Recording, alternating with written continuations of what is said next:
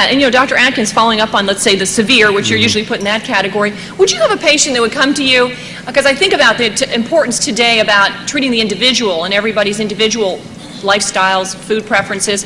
Have you had people who come to you and you'd say to them, I don't think this is for you? Well, 50% of my patients, I don't think it's for them, because 50% of my patients don't have a weight problem. Okay, of the people who do have a weight problem.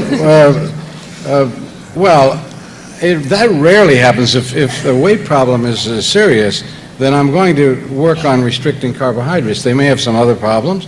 I'd never put any two people on the same diet because we do food allergy testing, so we know right from the very beginning which foods certain people have to avoid, and that's not the same in other people. And they may come in with a different problem.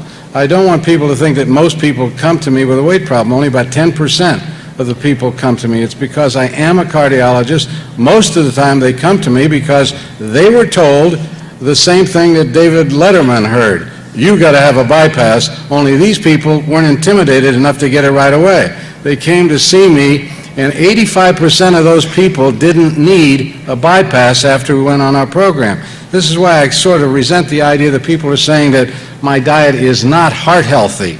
If it were not heart healthy, we wouldn't be reversing heart disease and getting these people who were having chest pain on a little bit of exertion out there running and jogging a few months later. This brings me to Dr. Ornish to follow up on that. Dr. Ornish, would you then, this is a question from someone in the audience, tiny handwriting by the way, with your focus being on disease prevention diet and reversal diet, would you at any time recommend a high protein diet for severely obese individuals? I mean, high protein fasting? Well, first of all, let me say that I would love to see some data from Dr. Atkins showing that he can actually get reversal of heart disease, measuring the underlying disease process. Well, we're working on it. Well, good. But we're not as good a fundraiser as you are. We have to dig into our own pockets. That's the problem. I'm sorry. Carolyn, can I address that issue? I think with the number of books you've sold, you could probably fund your own studies.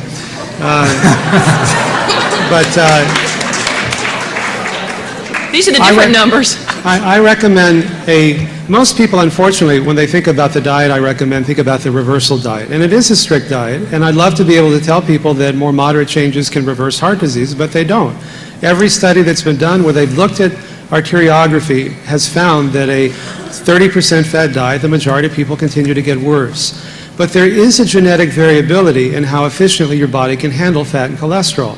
And it's a bell curve. In fact, the Nobel Prize in 1975 went to Brown and Goldstein to discover the LDL receptors. On one end of the spectrum are the 95-year-old men or women, and you say, what do you eat? And they say, oh, I have 12 eggs for breakfast and a steak for lunch. And you kind of go, well, maybe diet isn't that important. Look what they're eating. But they're so efficient at getting rid of fat and cholesterol, it almost doesn't matter what they eat. And those people who weren't so efficient at getting rid of it never made it to 95, so you have a selected group. On the other end of the bell curve are people with heart disease or high cholesterol. In general, they have fewer LDL receptors, they're less efficient, and so that's why just making moderate cutbacks in fat and cholesterol doesn't go far enough, because they're still eating more than they can get rid of, and it keeps building up in their arteries. So what I tell people is that if your cholesterol level is below 150 consistently, or your ratio of total to HDL is below 4, then either you're not eating much fat and cholesterol or your body's very good at getting rid of it. Either way, your risk of disease is so low, whatever you're doing is probably fine. Thank you. Most people don't fall into that category, and they can begin by making more moderate changes until they get to that point. Okay. Which reminds me when I went to the mechanic and they said, I think your microtuner's maladjusted.